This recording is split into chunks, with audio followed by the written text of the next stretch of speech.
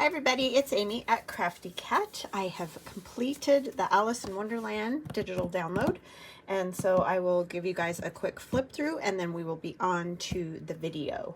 So we have this one, which is kind of my interpretation of Down the Rabbit Hole. That's why it's all the swirly, she looks a little blurred, you know, like her foot is blurred because it's that whole Down the Rabbit Hole thing. Okay, and then we have Mad Hatter, and these are obviously the portrait pages. Crazy Mad Hatter there. Check out that hat. I love that hat.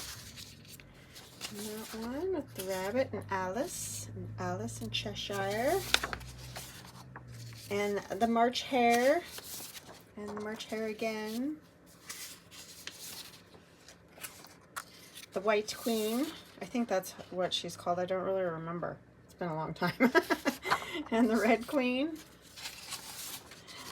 And the White Rabbit. And then there is a background page going this way. These ones are muted.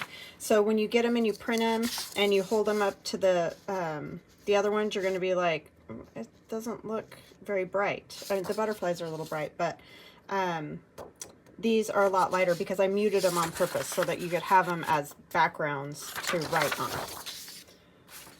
And then there's another tall one that way. Okay. And then we have the landscape, which you're going to get basically the same things. There might be a few differences because there's more room this way, if you see what I mean, than when you flip the page the other way. Okay, so they're essentially the same, but there will be differences. I thought this is a good center, like a center of the signature type page, because he's right in the middle, and if you fold them in half, you know. And the same with this one, it would be another good center of the signature page. These ones, as you can see, you know, when they're folded like this, they could be centers as well, but at least when you fold them, they're, what do you call it? Like you get something on each side, but it's not cut in half or anything. March Hare. And the White Queen and the Red Queen. Now these images were drawn by a computer, not by me. So I just found the images. I pay for a site that I use. But anyway, and I cut stuff out and I piece it all together the way I want it.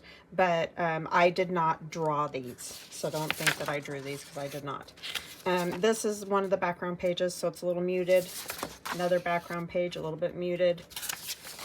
And the third one, this orientation, because like I said, this was the first orientation that I did, the landscape has 3 background pages. So there's a total of 30 pages all together. And then you'll get 1 page of tags, and then a few pages of like fussy cuts and these little cards you can add into pockets. And some more fussy cut flowers and the March Hare. And then there's the number 10 window envelope cover, but you don't have to use these on number 10 window envelopes. So like if you live somewhere that doesn't have number 10 window envelopes, you can just cut these out, and if you want to, put acetate behind them and make your own like number 10 window envelope covers, or you could just put it into your journal. The tall direction would probably be better, and then put something behind the windows that you want to see through the windows, that type of thing. And then I also have the CD envelope cover, and again, this one also you don't have to use on a CD cover. You can use it just on its own. So if you don't have CD envelopes, don't worry about it. You just cut this out, and you can either put an image there, or Carol Laws folds the envelope all up, and she leaves this hole open and uses it as a tuck spot. So I mean, you can do lots of things. You don't have to have those envelopes. That's what they were originally made for, but you don't have to have them. So I hope you guys enjoy this, and like, I mean, it's out there. It's definitely entirely bonkers, which is what I named it, entirely bonkers. So I hope you enjoy it, and I hope you will make yourself a fun little journal. And now on to our video. Thank you guys. Hi everybody, it's Amy at Crafty Cat. How you all doing today? I hope you are fantastic. I'm doing pretty good, just working. Okay, so we're going to do the hashtag color combo 2023. And if you don't know about this challenge, pop over to Tammy at Lou Frou Frou Studio. And I will leave the link in the description box below this video so that you can, you know, easily pop over there and check it out. But she's doing a color combination challenge where she chooses like a color a month, a main color a month. Like this month we're studying blue, and then she puts combinations together. Like last week we did duck egg blue and lavender, and so you just have to make something using those two colors, that color combination. And so each week it's different, so it's just one color combination a week. It's not like an everyday thing. And you can do anything. You can, you know, do a little playing card decorated, or you can do a whole collage or a painting or whatever you feel like doing. Okay, so, and if you post on any sort of social media, just make sure you use the hashtag color combo 2023. That way other people who are also, you know, making things and posting can find you, and you can find their stuff, and it's just fun. So definitely check out her playlist, because there's other people who are also making wonderful things. And yeah, it's a lot of fun to see what everybody's making. So anyways, I have a piece of book page folded in half and glued together. It's one of my old glue pages, and sometimes you still gotta get the edges. So we're gonna turn this into a journaling card with our color combo. And our color combo today is navy blue and rust. So I have all kinds of little bits and pieces up here in navy blue and rust. I have, this is one of my digitals, my digital downloads, and I think I'm going to go this way. Yes. So if you're interested in that, that's what that is. It's my rust and numbers digital, where you can find these old rusty, they're photographs that I took while my husband and I were out riding on our ATV, which is all-terrain vehicle. That's what we like to do in the summer. So great time to take some textural photographs when you find something fun. It's cardstock, so that little bit is going to be kind of thin. So we're just using this as our background, obviously, for the rest. And there is blue naturally. It's like that steely blue, but I think it works to get that effect of navy.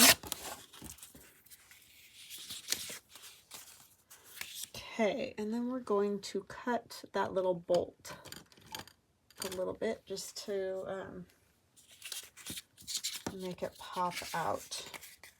So I'm going to pause for just a minute, and I'm going to cut down this and across this. I keep forgetting I don't have my mat on here, so I'm going to have to go over to my mat and cut it, but I'll be right back. So see, I just wanted that little corner cut, and you'll see why in just a minute, but we're going to ink this. I think I'm actually going to use my rusty ink. It's called Rusty Hinge. Yes, Rusty Hinged Distress Oxide. It is a little orange for me. I would prefer it to be just a tad darker, but we're going to add a little bit of walnut stain too, and that seems to, I don't have any navy, so the closest thing I have is that Blueprint sketch, and it's way more of a vibrant blue. So I'll just put this in a few spots, and that'll help take down that super bright orange. And just go in this little, so we don't see the white edge of that. And then I have this Tim Holtz paper, and I've already inked that, and that's going to kind of just, I think, I'm not sure how I want this to be. I might have to cut it just a little bit more. I think I wanted it to slide in there a little more, but we'll just do that with scissors. Sometimes, you know, your brain thinks one thing and how it actually needs to be is another, yeah, it's one of those cases. I just want to see that bolt. I don't want to cover it. So yes, something like that. And we're going to turn that into a pocket. So that'll go on like that. And then I have some other goodies that I'm going to put on there. That goes with that. Let's go with that. So I've taken one of my, this is for my clips and things. That's die cuts that I cut on my Glowforge. And this is the craft colored one. There's some that are in black and some that are in the craft color. And so this particular piece was that craft color. And then I put Rusty Hinge, Vintage Photo, Walnut, and Peeling Paint, I think is the green color. Just, you know, did a few little dabs of it and spritzed it, and it, you know, goes out. And then I took my Stabilo All marker and just kind of, or not marker, pencil that is water soluble. And if you're not familiar with those, they're these black pencils, and you can get them at art stores and on Amazon. But it says Stabilo All. Don't just get the Stabilo watercolor because they don't work as well.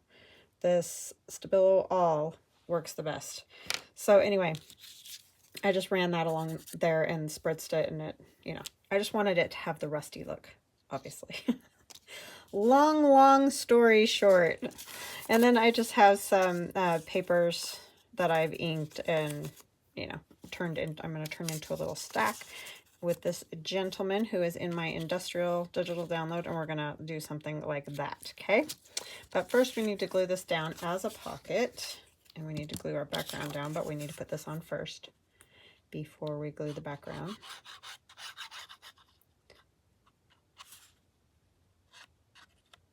Long story, not very short is actually what it was, right?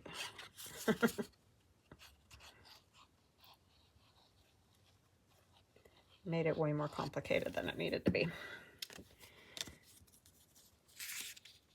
So I don't want to cover this gentleman on here like entirely, but I do want it to sit over far enough so that, you know, you can get your items in and out of there. And then I'm going to go ahead and glue this bolt down. So, because it doesn't need to be lifting. And then we're going to glue it to our paper there, our book page. And you could use anything for, you know, your base. You could use a piece of manila file folder, or a green file folder, hanging file folder, or just a piece of cardstock. I mean, it doesn't have to be the book page. I just have a lot of them, and it's a good way to use them. To give them another life, right? That go on there. So it's a journaling card, but it's a pocket, so that's nice. And put the Rusty Hinge on.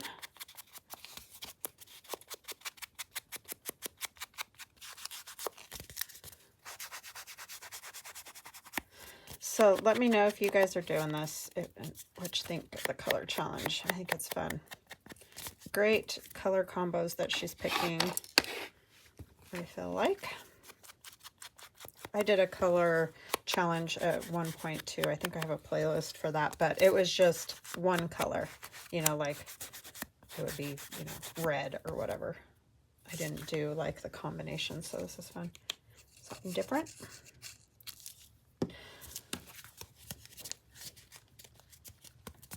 Okay, and then we're going to make our little stack with this gentleman here. And these are just different scraps that I had of paper. And I roughed them up pretty good to make them look old. And I want to see I stamped it up there, so I want to see that. And I kind of want to see some of the brown paper back there as well. And I like to kind of curl the edges.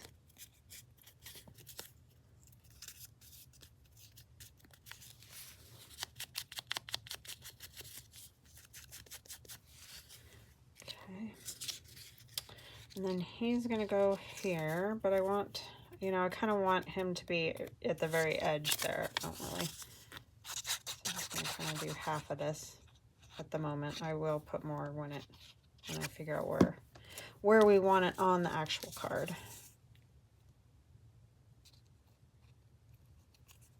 Turn this way a little bit more. And then we're going to take this little scrap and put it on top. I just wanted it to look like a piece of random paper. Because we're going to use our little clip here, and so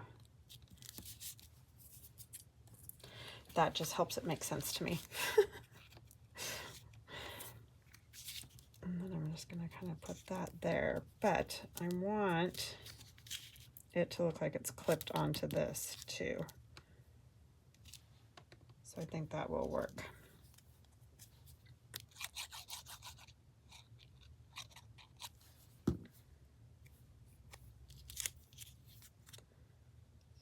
Cover that just a bit. Oops, I want that at the edge.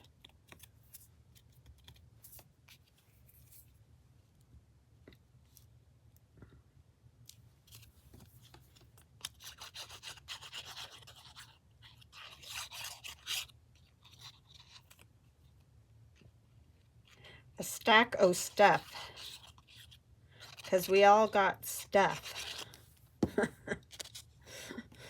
And that's an understatement, right?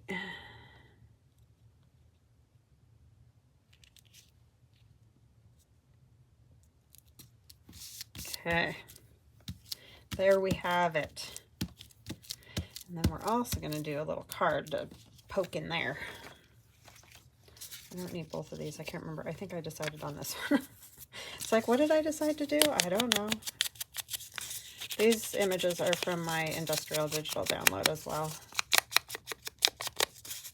They're like old fire station, I think that is.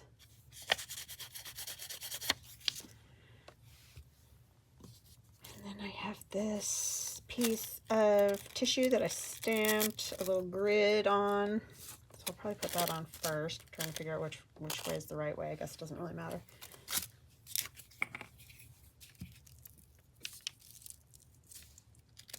Don't curl up on me now. I just wanted something for a little texture back behind this label that I'm going to put on.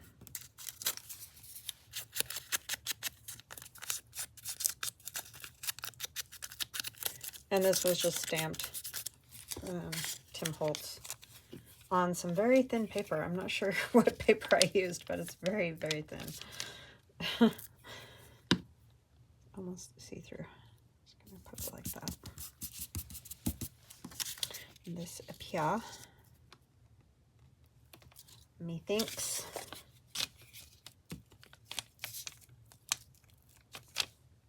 Yikes. This glue, I don't know what is with it, but it is like extra gloppy. And it's not even like hot in here. In the summer, I get it when it does that, but not right now.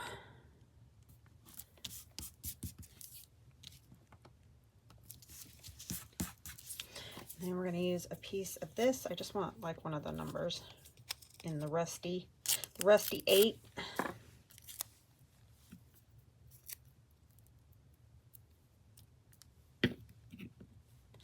And that was gifted to me by my friend Heidi. Thank you, Heidi.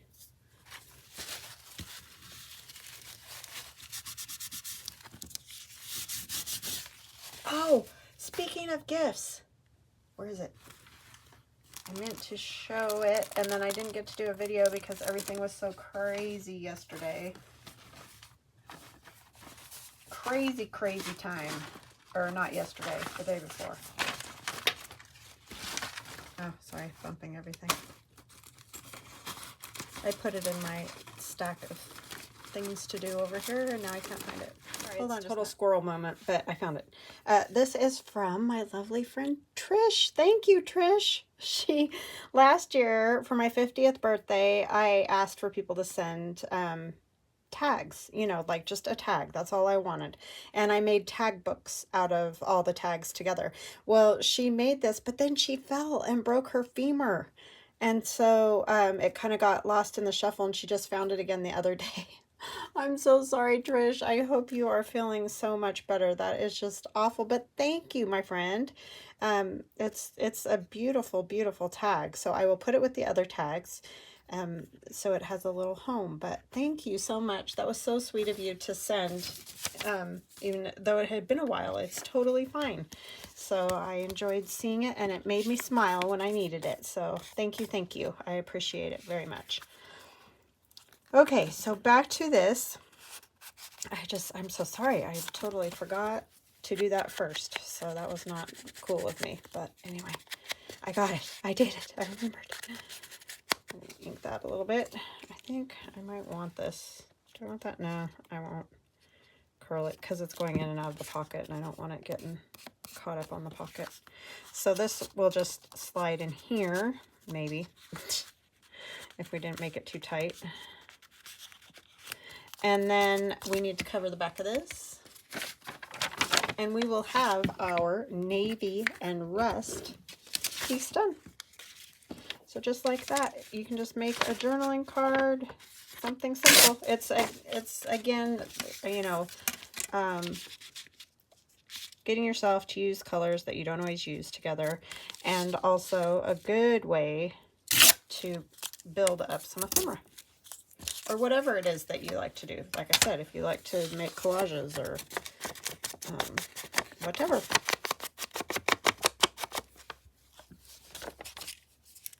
Oh, I kind of like that side better. They're not that different. And then I will stitch around this most likely as well, just because that's how I like to do my journal cards. And I made it too big, but we'll fix it.